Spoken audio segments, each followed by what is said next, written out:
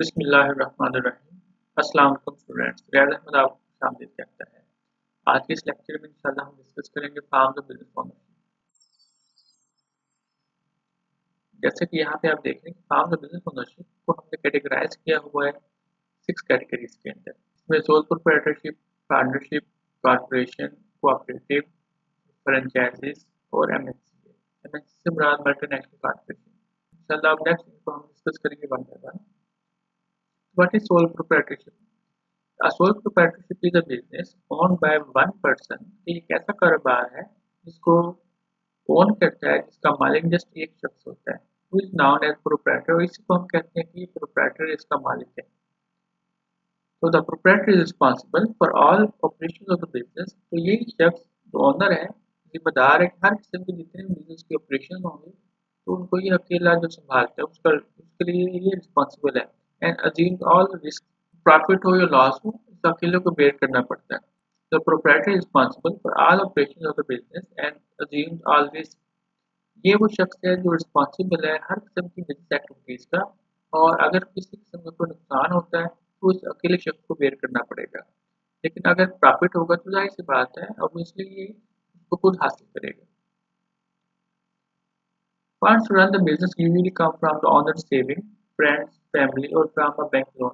तो आमतौर पर इसके लिए रिसोर्सेज इन्वेस्टमेंट कहाँ से आएगी, पैसा कहाँ से आप कारोबार को ऑपरेट करने के लिए, कारोबार को रन करने के लिए कहाँ से आप हासिल करेंगे? तो उसके अपने जो पर्सनल रिसोर्सेज है वहाँ से हासिल कर सकते हैं, अपने किसी दोस्त से, किसी भाई से, किसी फैमिली मेम्बर से, या अगर या हो सकता है कि बैंक से कर्ज ले सकते हैं।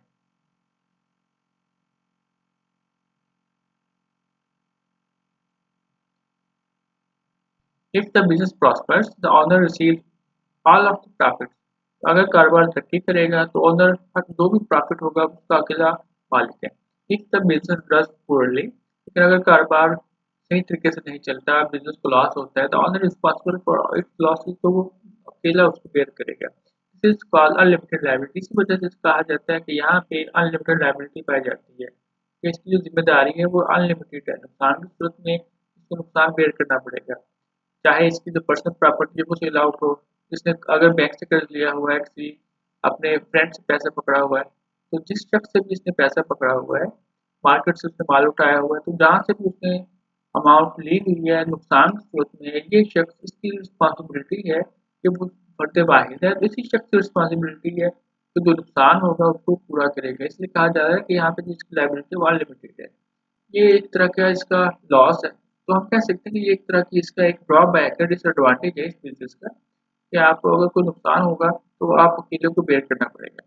लेकिन इसके साथ साथ इसके बहुत से एडवांटेजेस भी हैं कि इसमें ये हो सकता है कि ऑनर जो है वो हर किस्म की जो डिसीजन लेगा वो खुद लेता है। तो इसलिए हम कहते हैं कि हर किस्म की जो डिसीजन है वो खुद लेता है। तो ऑनर अपनी हैसियत में खुद एक बॉस है, हर किस्म का जो प्रॉफिट होगा वो खुद रखता है। तो किसी भी किस्म की जो फाइनेंशियल इंफॉर्मेशन होगी वो सारी की सारी ये अपने पास रखता है। इसलिए हम कहते हैं कि ये ऐसा बिजनेस है जहाँ पे जो सीक्रेट्स हैं वो रखे जा सकते हैं।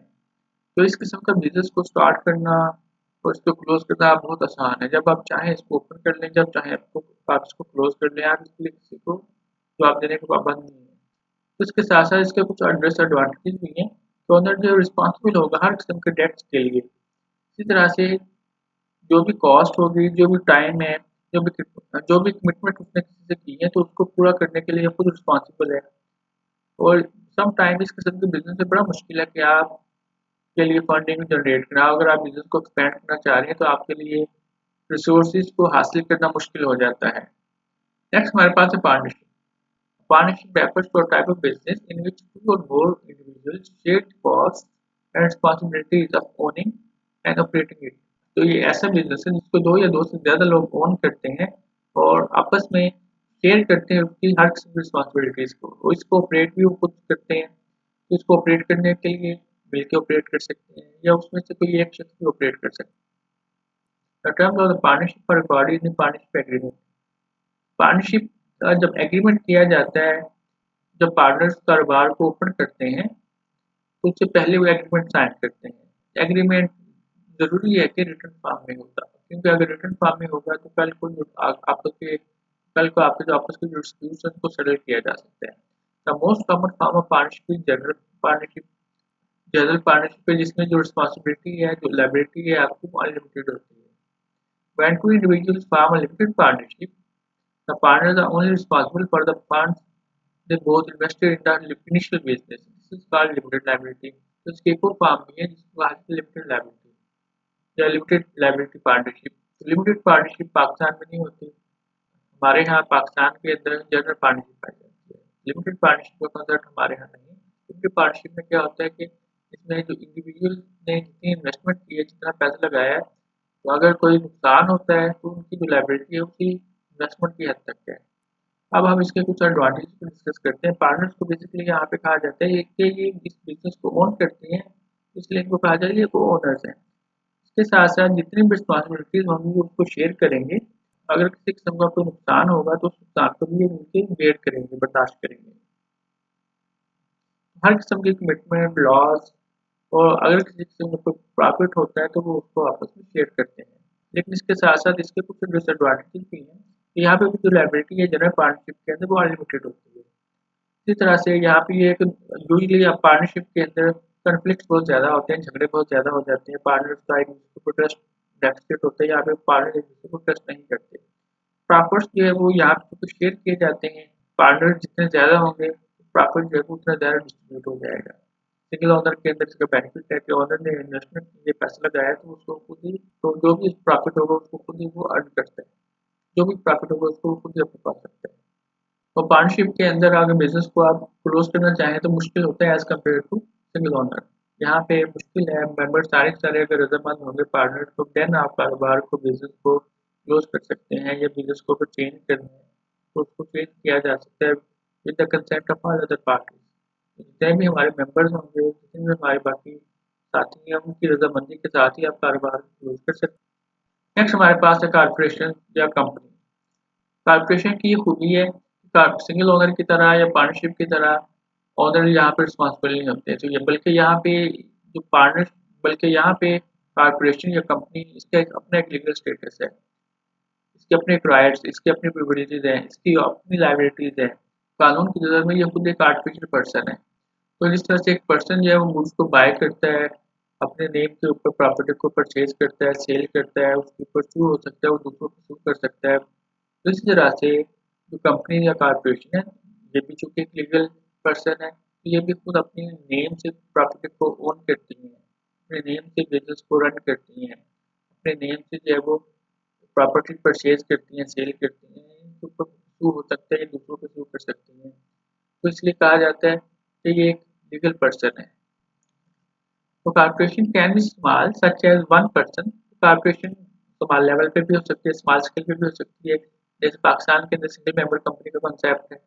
Large such as multinational that conduct business in several different countries, या बहुत बड़ी भी हो सकती है, बहुत ह्यूज भी हो सकती है, कि वो मुख्तलिफ ममालिक के अंदर अपना बिजनेस ऑपरेट करते हैं, जिसको हम कहते हैं मल्टीनेशनल है। The small portion of corporate ownership that are owned publicly are called stock or shares. तो कारपोरेट की ओनरशिप का वो स्मॉल पोर्शन जो लोग ओन करते हैं, जो लोगों की मलकियत है, उसको हम कहते हैं वो शेयर द स्टॉक है। तो हमारे पास हमने जितनी भी कंपनी के अंदर इन्वेस्टमेंट की है, तो जब लोग कंपनी के अंदर इन्वेस्टमेंट करते हैं तो इन्वेस्टर के प्रूफ के तौर पर जो एक कागज़ का टुकड़ा दिया जाता है, तो हम उसको कहते हैं वो शेयर या वो एक स्टॉक है। तो बेसिकली ये बता रहा है ये इस शख्स की कंपनी के अंदर इन्वेस्टमेंट है, ये इस कंपनी का ओनर है, इस कंपनी का मालिक है। Individuals who own shares of a corporation are called shareholders and become owners of the business. तो जो भी शख्स ओन करता है शेयर्स को, उसको हम कहेंगे वो ओनर है, उसी को कहा जाता है वो बेसिकली शेयर होल्डर। तो शेयर होल्डर्स बिजनेस के ओनर होते हैं। Shareholders have limited liability. Shareholders की जो लायबिलिटी है लिमिटेड है, up to number of shares की, जितने शेयर उन लोगों ने परचेज किए उनकी लायबिलिटी उन शेयर्स के तक महदूद है। अगर बिजनेस को ज़रा खास तो लॉस होता है, कंपनी को अगर लॉस भी होता है तो उनकी जो पर्सनल प्रॉपर्टी है वो महफूज रहेगी। पार्टनरशिप की तरह या सिंगल ओनर की तरह उनकी जो पर्सनल प्रॉपर्टी है उसको किसी किस्म का कोई डेंजर नहीं होगा। A board of directors runs a corporation that is owned by shareholders. तो कंपनी को चलाने वाले, कंपनी को ऑपरेट करने वाले जो लोग हैं उनको हम कहते हैं वो डायरेक्टर्स हैं, जो कंपनी को चलाते हैं, कंपनी को ऑपरेट करते हैं। तो डायरेक्टर्स का जो ओवरऑल मजमूआ होता है उसको हम कहते हैं वो एक बोर्ड है। तो मुख्तलिफ डायरेक्टर्स मिल के बोर्ड बनाते हैं जो फिर कंपनी को ऑपरेट करता है। टाइप्स ऑफ कारपोरेशन में फर्स्ट वन हमारे पास आ रही है प्राइवेट कारपोरेशन। बेसिकली जो प्राइवेट कारपोरेशन है यहाँ पे जो मेंबर्स हैं उसकी स्ट्रेंथ लिमिटेड होती है। हमारे यहाँ पाकिस्तान में जो मैक्सिमम लिमिट है वो 50 है। नेक्स्ट हमारे पास आ रही पब्लिक कारपोरेशन या पब्लिक कंपनी। तो जो पब्लिक कारपोरेशन या पब्लिक कंपनी है यहाँ पे नंबर ऑफ मेंबर्स अनलिमिटेड है, जितने शेयर्स होंगे उतने मेंबर हो सकते हैं। तो यहाँ पे कोई लिमिट नहीं है मेंबर्स की। पब्लिक कारपोरेशन का बेनिफिट ये है कि यहाँ पे पब्लिक कारपोरेशन पैसा ज़्यादा जनरेट कर सकती हैं। पब्लिक कारपोरेशन पे लोग ज़्यादा ट्रस्ट करते हैं, ये पैसा ज़्यादा जनरेट कर सकती हैं। इनका बिजनेस जो है वो वाइड स्केल पे होता है, इनका बिजनेस लार्ज स्केल पे होता है ज़्यादा। नेक्स्ट हमारे पास आती है crown corporation. Crown corporation basically ऐसी कॉर्पोरेशन है जिसको कोई फेडरल गवर्नमेंट, कोई प्रोविंशियल गवर्नमेंट या कोई म्यूनिसिपल कॉर्पोरेशन ओन करती है। क्राउन कॉर्पोरेशन बेसिकली किसी खास स्पेसिफिक ऑब्जेक्टिव को मीट करने के लिए काम की जाती है गवर्नमेंट की तरफ से। नेक्स्ट हमारे पास है cooperative. A cooperative is owned by the workers or members who buy the products or use the services that the business offers. This type of business is motivated by service and not profit. Adoption of this business model includes consumer, retail, and worker cooperative. Basically जो cooperative है इसका जो main purpose तो profit को earn करना नहीं है, बल्कि यहाँ पे लोग मेंबर्स मिलके कोशिश करते हैं कि वो एक सोसाइटी बनाएं और यहाँ पे वेलफेयर के लिए काम किया जाए। अपनी वेलफेयर के लिए, सोसाइटी की वेलफेयर के लिए, या वो समझते हैं कि उन्हें प्रोडक्ट महंगी मिल रही है मार्केट से, तो वो खुद कोशिश करते हैं कि मिडिल मैन है उसका रोल खत्म करें और खुद से ओवरऑल मजमूई तौर पर अपने लिए गुड्स को बाय करें। तो कोऑपरेटिव में बेसिकली यहाँ पे एक दूसरे की हेल्प के लिए इसको ओपन किया जाता है। नेक्स्ट हमारे पास आ रहे franchisees. The franchiser license the right to its name, operating procedure, design and business expertise to another business called a franchisee। यहाँ पे जो फ्रेंचाइजर है जिसके पास राइट्स हैं वो आप बेसिकली अपने राइट्स को हैंड ओवर करता है किसी और शख्स के नेम कि वो उसके नेम को, कि वो उसके बिजनेस नेम को, उसके जो ऑपरेटिंग प्रोसीजर है उसको, तो ओवरऑल उसके बिजनेस मॉडल को अप्लाई कर सकता है। इसकी वो फी लेते हैं जिसको फ्रेंचाइजिंग फी बोलते हैं। बेसिकली जो फ्रेंचाइजर है, जो ओनर होगा, जो एक्चुअल मालिक है, तो वो अपने नेम को यूज़ करने की, अपने बिजनेस को यूज़ करने की, अपने बिजनेस के प्रोसीजर को यूज़ करने की, अपने बिजनेस का ओवरऑल सेटअप उसको यूज़ करने की दूसरे लोगों को एक तरह की परमिशन देता है, वो उसका मुआवजा वसूल करता है। A franchise agreement can provide the franchisee with a ready-made, fully operational business। इसमें बेनिफिट क्या होता है फ्रेंचाइजी को?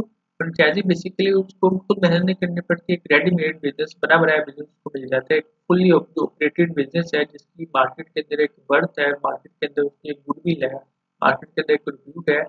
तो वो उस रिव्यूट को अपने मकसद के लिए, अपने बेनिफिट के लिए यूज करता है। A broad recognition that is appealing to consumers। तो एक बना बनाया ब्रांड उसको मिल जाता है जिसको वो इस्तेमाल करता है और कंज्यूमर को मोटिवेट करता है। तो एक बना बनाया उसको ब्रांड मिल जाता है, उसको खुद ब्रांडिंग नहीं करनी पड़ती बल्कि ऑलरेडी ब्रांड की रिकॉग्निशन होती है, लोग ब्रांड को पहचानते हैं। जैसे मैकडोनल्ड है, उसको खुद ब्रांडिंग नहीं करनी पड़ती बल्कि एक बना बनाया ब्रांड उसको मिल जाता है और लोग क्योंकि उसको जानते हैं, उसका एक बर्थ है, उसकी एक नेम होता है, उसकी एक रिव्यू होती है। तो फ्रेंचाइजी बेसिकली उसकी इसी फेम से बेनिफिट हासिल करता है और यहाँ से प्रॉफिट को अर्न करता है। तो requirement before a franchise is awarded by may include paying the franchisee fee. यहाँ पे जो फी है उसकी वो पे की जाती है। Agreeing to pay a monthly percentage fee as well as any national और local advertising cost, purchasing all supplies centrally from the franchiser. तो इसमें ये भी समटाइम होता है कि फ्रेंचाइजर कहता है कि प्रोडक्शन जो भी आप करेंगे उसके लिए जो रॉ मटेरियल है वो हमसे हासिल करेंगे। Participating in franchisor standard training, उसके साथ साथ फ्रेंचाइजर आपको ट्रेनिंग के लिए फैसिलिटी को प्रोवाइड करता है कि आप फ्रेंचाइजर से ट्रेनिंग लेंगे, जो भी प्रोसीजर होगा उसके जो स्टैंडर्ड्स हैं उसके मुताबिक आप काम करेंगे, तो हर किस्म की ट्रेनिंग आपको प्रोवाइड करते हैं। नेक्स्ट हमारे पास आ रही है offshoring. Offshoring relocates some of companies operation to another country. यहाँ पे ऑफशोरिंग में क्या होता है कि आप अपनी कंपनी की जो ऑपरेशन है, बिजनेस ऑपरेशन, उसको किसी और कंपनी में शिफ्ट करते हैं। Usually this happens to take advantage of low labour cost, to be closer to large and emerging buy markets and to have access to skilled workforce. तो different किस्म की reasons की वजह से, डिफरेंट किस्म की कॉजेज की वजह से आप अपने कंपनी के ऑपरेशन को शिफ्ट करते हैं, उसमें ये भी हो सकता है कंपनी में जा रहे हैं, वहाँ पे लेबर कॉस्ट है वो कम हो, जैसे चाइना के अंदर लेबर कॉस्ट कम है, यूरोप से अमेरिका से वहाँ पे शिफ्ट हो गई है, उन्होंने ऑफशोरिंग की हुई है, वहाँ पे प्रोडक्शन करते हैं। और उसके साथ साथ क्योंकि मार्केट बहुत बड़ी है चाइना की, तो हो सकता है कि रीज़न ये भी हो कि जिस कंट्री में शिफ्ट होना चाह रहे हैं वहाँ मार्केट बहुत लार्ज है, मर्जिंग मार्केट है, और बायर को वहाँ के बायर को वो कैप्चर करना चाह रहे हैं, वहाँ का जो मार्केट शेयर है वो कैप्चर करना चाह रहे हैं, जैसे चाइना की मार्केट बहुत बड़ी है। And to have access to skilled workforce, उसके साथ साथ जो स्किल्ड वर्कफोर्स है उसका बेनिफिट भी हासिल करना चाह रहे हैं। तो डिफरेंट किस्म की रीजन है जिस वजह से कंपनीज अपने बिजनेस ऑपरेशन को किसी और कंट्री के अंदर शिफ्ट कर देती है। नेक्स्ट हमारे पास आ रहा है multinational corporation.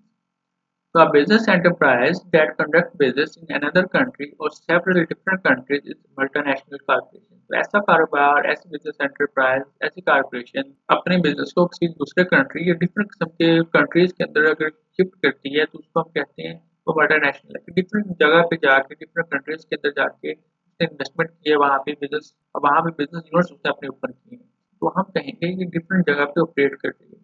A multinational corporation offer different benefits to the country it invests. Multinational corporation different किस्म के बेनिफिट ऑफर करते हैं जिस कंट्री में वो जाती है, जिस कंट्री में इन्वेस्ट करती है। Some positive benefits include new jobs and trading for the people. जाहिर सी बात है वहाँ पे नई जॉब्स के मौके क्रिएट होंगे, वहाँ के लोगों को ट्रेडिंग मिलेगी, वहाँ पे जो टेक्नोलॉजी है उसका ट्रांसफर होगा। लेकिन उसके साथ साथ इसके कुछ नेगेटिव कॉन्सिक्वेंसेज भी हैं कि लेस पे and more financial instability for citizens of that country, कि जिस कंट्री में जाती है समटाइम ये होता है कि वहाँ पे जो प्रॉपर है वो पे नहीं करती। जैसे अमेरिका और यूरोप की जो फर्म चाइना में आ रही है तो वहाँ पे जाहिर सी बात है या उन्होंने प्लांट लगाए हुए हैं इंडिया के अंदर, अपने बिजनेस यूनिट्स लगाए हैं, ऑब्वियसली वहाँ पे उतना रेट वो पे नहीं करती जितना रेट यूरोप के अंदर या जितना रेट जो है वो अमेरिका में वो पे करती है। तो ये एक डिसएडवांटेज है, वो कंपनी यहाँ पे बेनिफिट गेन कर रही है, ऐसे कंट्रीज के अंदर जाके वो प्रॉपर पे नहीं करती, तो वर्कर्स को वहाँ पे वैसे फैसिलिटेट नहीं करती, वैसे बेनिफिट्स नहीं देती जैसे अपने होम कंट्री में करती है। ये एक डिसएडवांटेज है मल्टीनेशनल कॉर्पोरेशन का। तो ये तो था हमारा आज का लेक्चर, इंशाल्लाह मिलेंगे नेक्स्ट लेक्चर में, तब तक के लिए अल्लाह हाफ़िज़। And also don't forget to like and share. See you in next video. Take care and distribute happiness if you want to be happy.